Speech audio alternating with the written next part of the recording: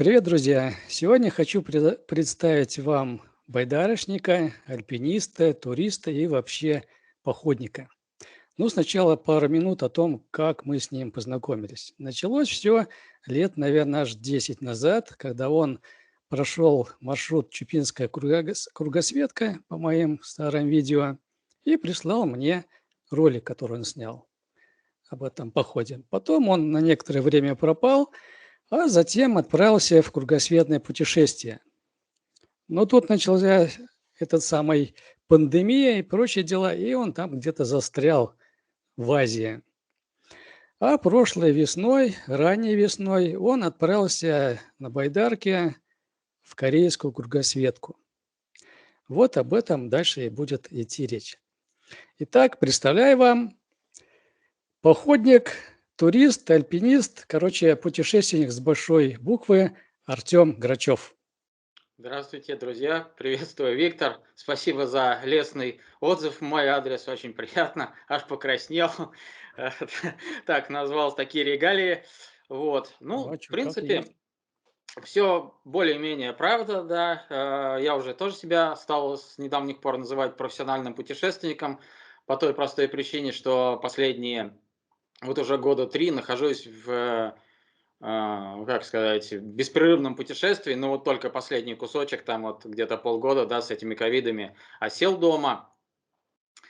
Вот, ну, а до этого находился все время в дороге.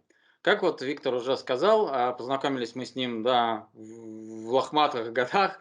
Вот, все началось именно с его маршрута. Тогда даже это был не поход, я помню, а видеоролик, где на картах прокладывался маршрут. Вот Чупинская кругосветка как раз. И Да, мне древний что-то... был ролик. Да, и тогда я хоть и был еще походником, так сказать, ну, не то что профессиональным, но походы ходил до этого. Но вот именно в Карелии еще бывать не доводилось.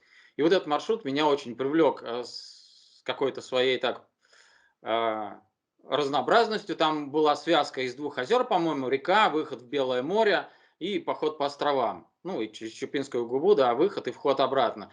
То есть это был такой вроде и небольшой, несложный, в то же время разнообразный маршрут. Ну и Виктор очень хорошо так как-то с душевной теплотой вот этот ролик записал, подал вот эти все красоты.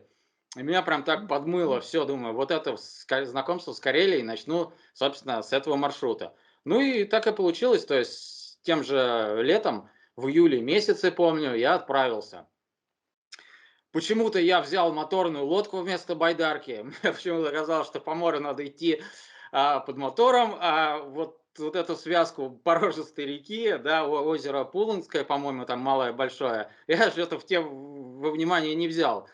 Ну и встрял я тогда жестко, потому что мотор, лодка, бензин, вот это все. И, естественно, как только я высадился, прошел там буквально от трассы пару километров, ну, по озеру еще более-менее ничего, но как только вошел в реку, я понял, что ну, там не то что плыть, да там даже ну, как-то тащить ее не получается, воды вот 5 сантиметров, и все. И вот Да, неделя у меня было, то есть у меня был не сплав, то есть, точнее, не у меня был сплав, а у лодки у моей сплав на мне был. Я вот это все по тайге, по берегам, по обносу. Благо вот жарища еще такая стояла, там 30 плюс градусов, и это было здорово. То есть я, конечно, физически превозмогал, но при этом светило солнце ярко, солнечно, и я все равно кайфанул.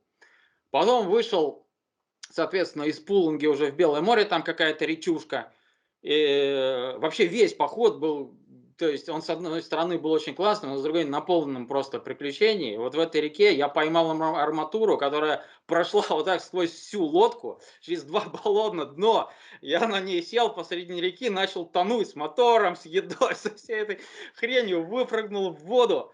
Как-то снял ее там, упираясь на эту арматуру, там ногами нащупал, встал, вот так вот ее снял по шею в воде эту лодку, дотащил до берега, пока она не успела утонуть со всем этим скарпом, мотором, всем. Клеился всю ночь, благо ночи белые, ну то есть как бы тоже, да, природа помогала. Заклеился и вышел в Белое море. И уже пошел вот на этой рваной лодке, значит, тратить этот злосчастный бензин, который пер на себе. Вот. В итоге вышел из Чупинской губы в эти, там же острова, как они, Кишкин, что-то Луды какие-то, Да, да, остров Кередь, Керри, Сидоров. да-да-да, Сидоров, вот. И, по-моему, то ли на Сидорове, то ли еще где-то я встрял уже в непогоду. То есть лодка маленькая была, я обошел, ну, по-моему, Сидоров это был, с другой стороны, то есть с открытого моря. И Да. задуло. Шторм, гроза, апокалипсис, Армагеддон. Собственно, я на этом берегу сижу, думаю, ну а что такого, подожду, то есть погода наладится. И в итоге я в первый же день у меня ветром сломал дуги. Тогда у меня еще палатка была с этими Мгм. стеклопластиковыми дугами такая, ну, простенькая какая-то китайская. В общем, сломал эти дуги. Я по краю обложился камнями, в палатку накидал валуны, и причем меня вот так вот все равно шкомутало. То есть ночью был, ну, реальный шторм, вот, ужасный. То есть, я не знаю, под 100 километров в час, наверное, ветер. Ну, может, не под 100, но у страха глаза велики на этот момент были, конечно, первый поход. Ну, слушай, полтинник, я думаю, дул. Ну, раз дуги сломало, это значит уже как-то не слабо дуло. Ну, это все упало на меня, и всю ночь я спал, вот палатка просто на мне лежала, промокала. И так 3 дня. У меня кончилась вода, я уже варил гречку на морской воде. Это Да. вот тошнота. Я хапнул, короче, вот по полной похода. Вот. И потом дня 4 я, наверное, просидел, погода так и не наладилась, и я вручную обтаскивал на другую сторону озера, да, Мгм. вот уже, который смотрит в Чупинскую губу. И Да. там чуть-чуть волна была поменьше. Ну, остров-то прикрывал, да, собой, соответственно. И вот только обнеся это все, собрав там байдарку, я уже ушел обратно быстро-быстро в эту Чупу, губу, и там уже где-то почилил еще недельку. В общем, это спасибо Виктору, что я могу сказать, за такой Но не увлекательный маршрут. Но испугало, я сейчас да? без стёба, я сейчас реально. То есть и самое интересное, что придя после этого похода, испытав вот эти все приключения, ну, я так сейчас вкратце рассказываю, а как бы было-то, куча всего на самом деле. И позитивного, да, и солнышко, и погода где-то хорошая, и грибы, и ягоды. Я сгущенку взял там, как не мне тебе рассказывать, да, и кто был, знает, что ты выходишь на поляну, она вся усеяна там этими голубикой, черникой, да. И я набирал вот каждый вечер там 3 литра, вот котелок у меня был черники, сгущенку туда перемешивал, и вот эти вот ужины у меня были такие, да, а до ужина там грибы жареные, например. То есть и вот это все, погода, вот это питание, да, рыба, да, та же треска, там закидываешь. До этого забыл сказать. У меня просто, пока я сплавлялся между озерами, там в Пуланге, в речке, у меня спиннинг просто лежал, вот, ну, я оттащил лодку за собой, а спиннинг у меня просто лежал там где-то на борту лодки, там с блесной. Так вот блесна падала в воду просто, я не закидывал, ну, с лодки. Я начинал доставать, а там щука сидела. Ну, то есть, вот до такой степени, даже ловить не приходилось. Ну, вот рыба и все. И в итоге все, после этих походов я заболел, в Карелию ходил каждый год. Тогда у меня еще была машина, я ездил, доезжал до Чупы, как правило, в Чупе оставлял машину, там, если кому нужно, кому интересно, есть база, называется Керить Тур, что ли, там Алексей Рыбаков.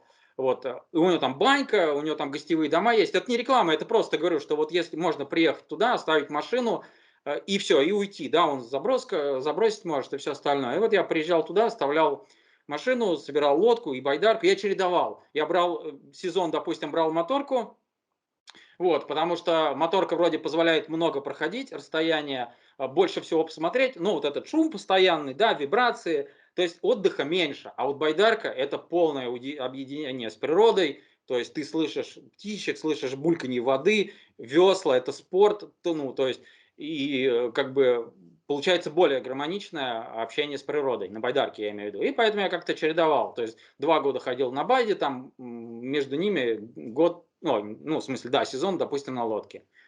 Вот так вот мы познакомились заочно тогда еще, да, по видео. А потом-то мы с тобой уже встретились в одном из походов, прошли чуток вместе, да, и потом разошлись уже. Это видео до сих пор, к сожалению, Виктор, к моему, и вот, друзья, не смонтировано, но обязательно смонтирую я, и мы с Виктором появимся в общем видео на моем канале. Я нашел вчера тот фрагмент, когда у меня камера садилась каждые несколько секунд, потому что батарейка была дохлая. Но есть, это было аж 8 августа 16 года. Вот я даже не помню, но да, было. А Вот. вот расскажи, с чего, как тебя подвигло пойти на самый крайний север.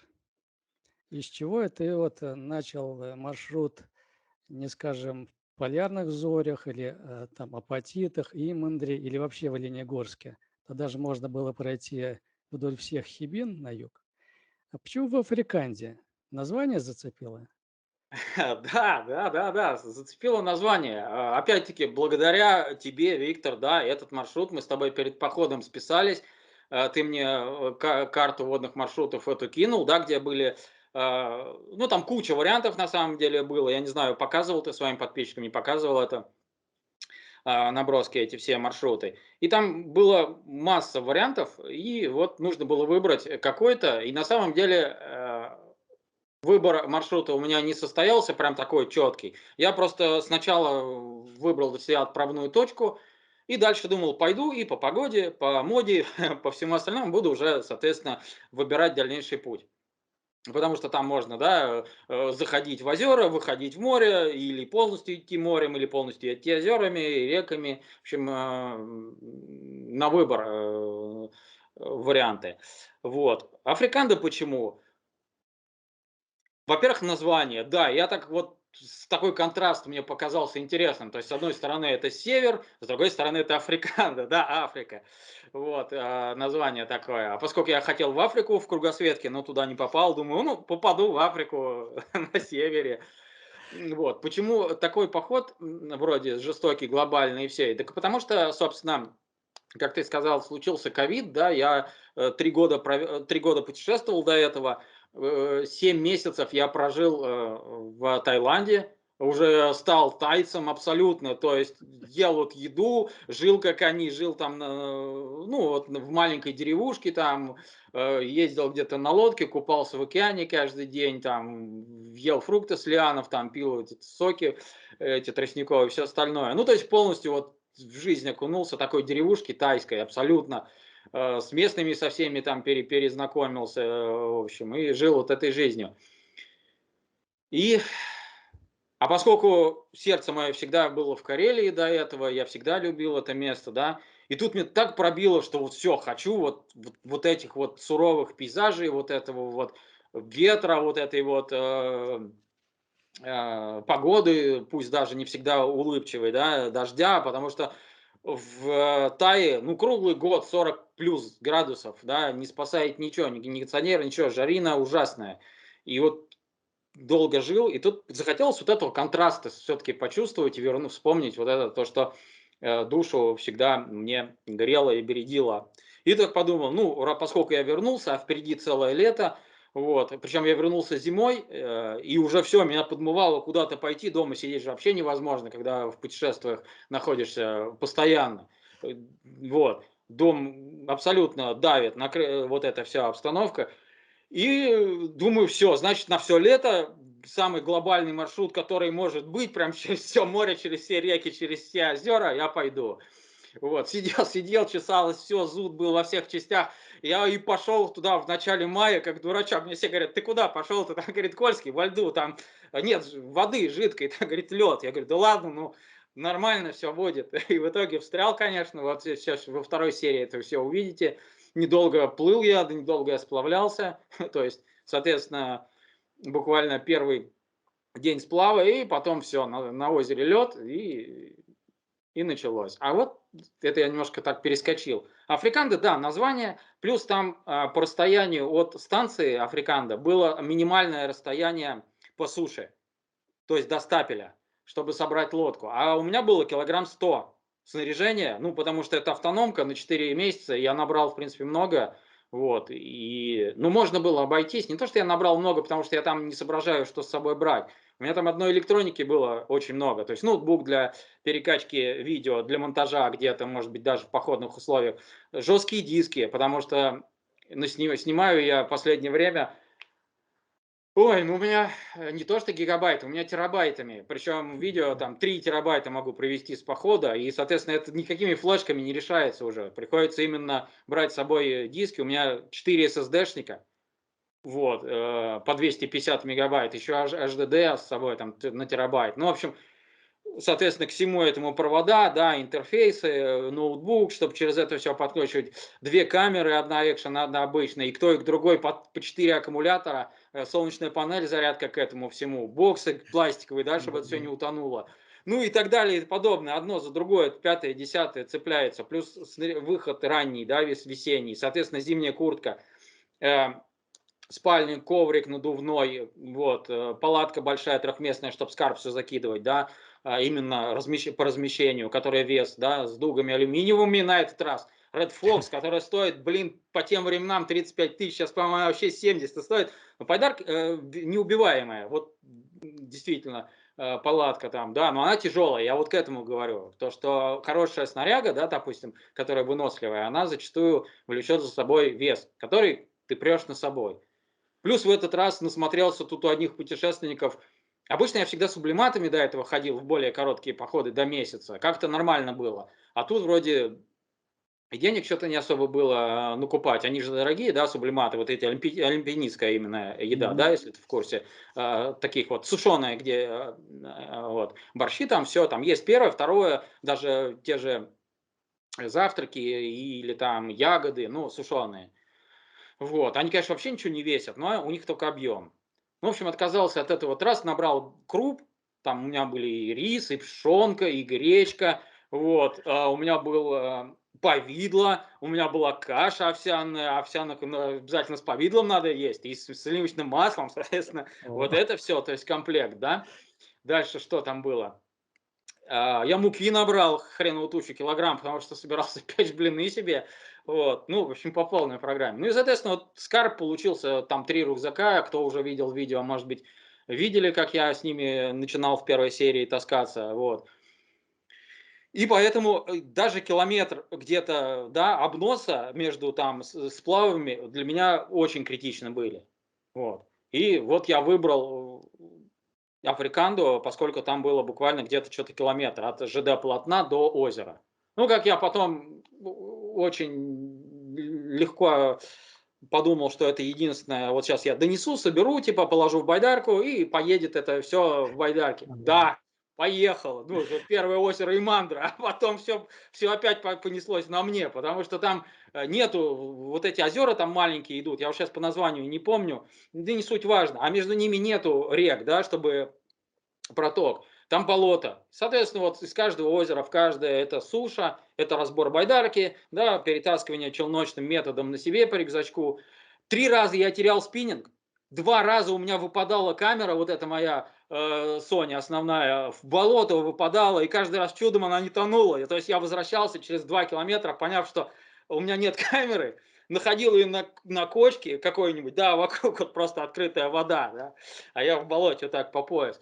Столько нервов, столько натерпелся этого вот и физически ужаса, но зато это поход, это прям грандиозное было абсолютно впечатление, на всю жизнь запомню.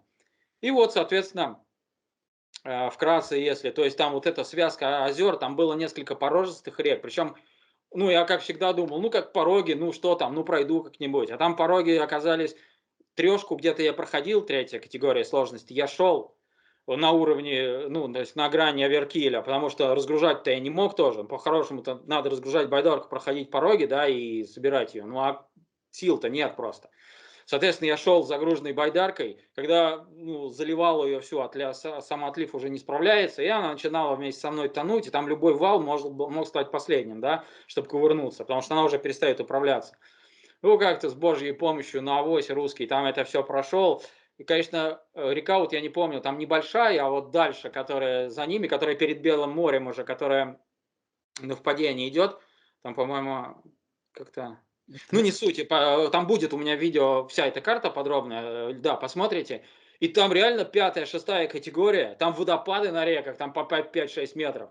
И, соответственно, все приходилось обносить. Ну и потом кусок Белого моря был, вот, уже, в общем, очень разнообразный поход, такой грандиозный. Так что вот приходите на канал, смотрите, будет просто море впечатлений и у меня, и у вас, и я надеюсь, и дальше тоже будет много походов. Ну, может, попозже, я не знаю, я уже говорю, а Виктор даже как-то вклиниться не получается. Может быть, какие-то вот есть вопросы там или что-то дополнение, что спросить?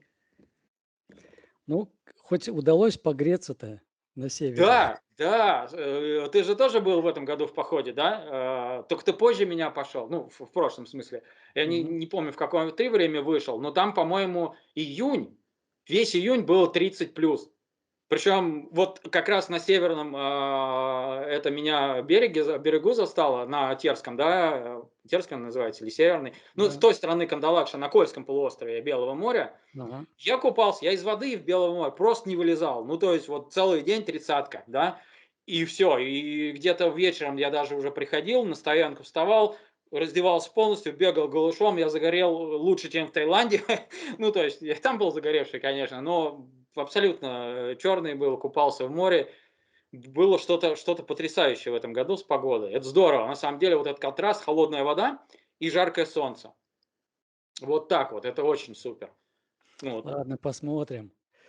Канал называется «Путь к себе» с Артемом Грачевым. Ну, ссылочку я, конечно, оставлю в описании, так что прямо сейчас можно пойти и начинать смотреть. Да, Ну и вопрос.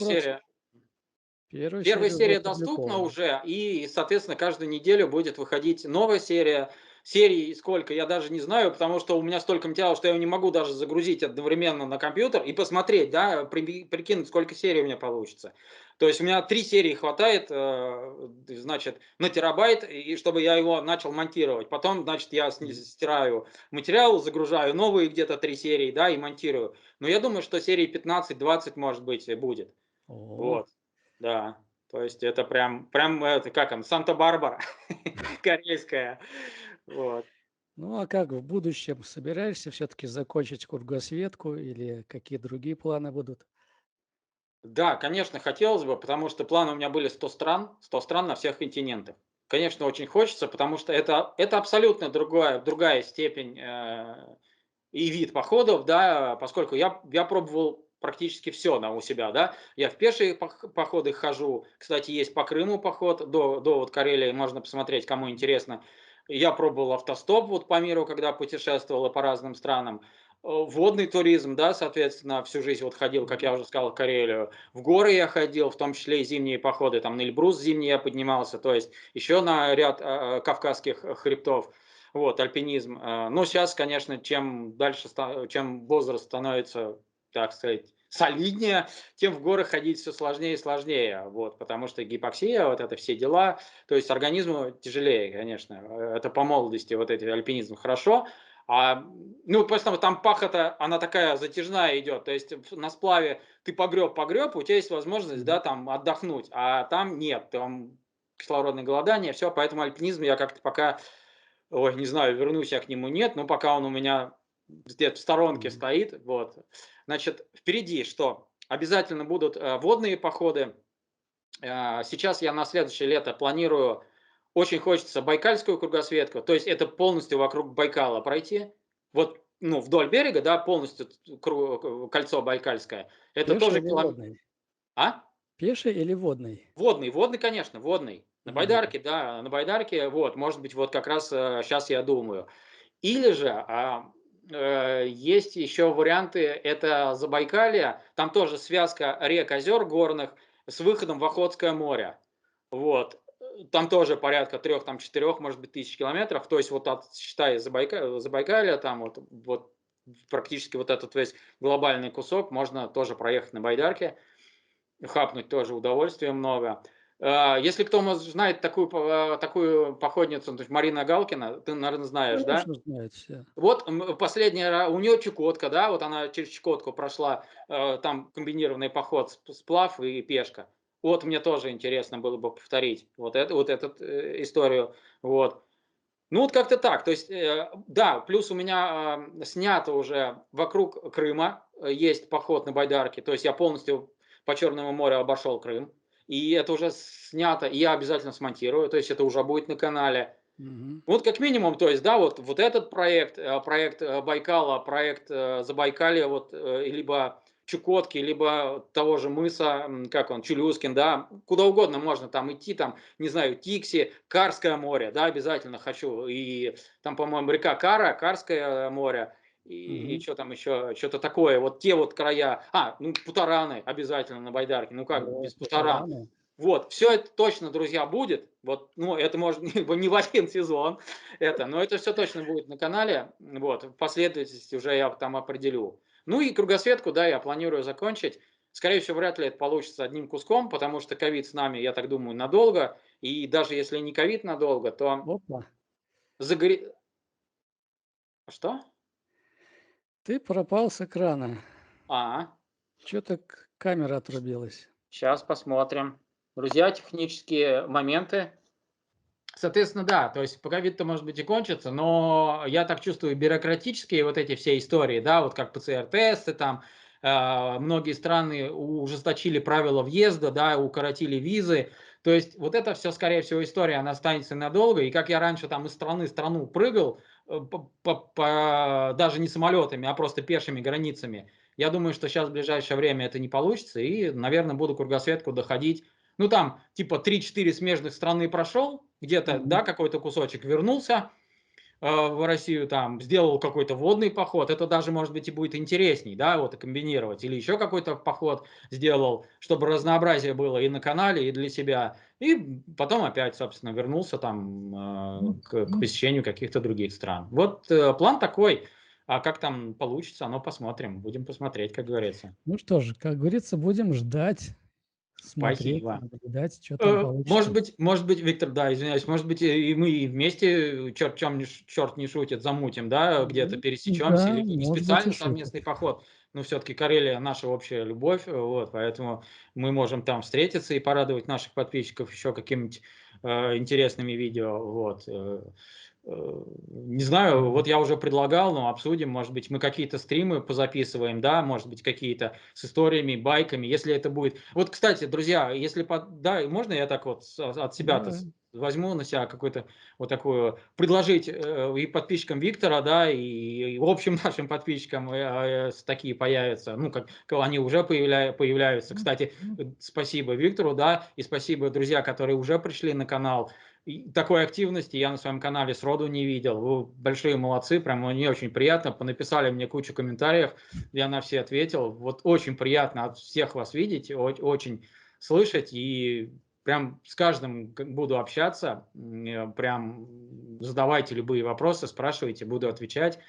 Так вот, что я хотел сказать, что, может быть, под этим видео, если вам, друзья, интересно, напишите, может быть, с Виктором какой-нибудь сделаем, ну, формат какого-то, может быть, либо это стрим, либо это вот таких вот роликов совместных, где мы, например, сможем обсуждать какие-то детали похода. Может быть, именно не походные вещи будем показывать, да, кому интересно, а может быть, какие-то лайфхаки, как-то можно сказать, да, по снаряжению можем что-то обсудить, по питанию, потому что опыта, вон, вагон и маленькая тележка, все сможем рассказать. Я не знаю, байки там какие-то интересные, у каждого есть какие-то интересные случаи там за спиной. Еще что-то. Вот такой вот формат мы можем, может быть, да, и тоже делать, если это будет нужно и интересно. давай посмотрим. Ну, спасибо, друзья, что нас посмотрели и послушали. Спасибо Артему, что он рассказал о таких интересных случаях. Я даже не подозревал, что такое бывает. Ну и теперь смотрите дальше. Канал называется «Путь к себе». Прямо сейчас проходите и смотрите его первую серию, а может быть уже и вторая к тому времени подойдет. Еще раз спасибо, Артем.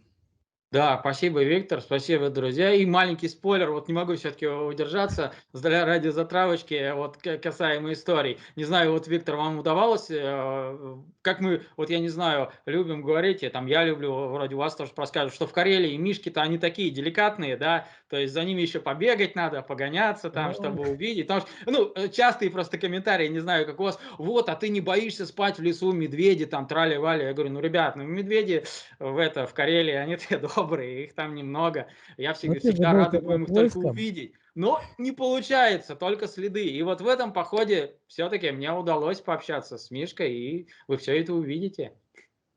Так, в Вот. Карелии или это Кольском мишки? Чьи были? Да, ну, скорее кольские, да, мишки были О, кольские, да. Но это вот уже Белое море, в Кандалашский заповедник, по-моему, только кольская сторона. Но, мгм. вот сейчас точно не вспомню, по-моему, кольская, да.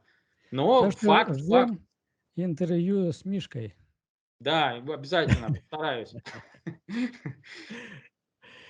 Ну ладно, Все, до всем спасибо, свидания. друзья, да, до новых встреч. С вами были Артем Грачев и И Виктор Виктор Рогов. Рогов. Вдалеке даже немножко начинается проясняться небо. Надеюсь, к середине дня потеплеет. Сейчас еще только 5 часов утра. И сплав будет вполне комфортным. Сейчас еще зябко.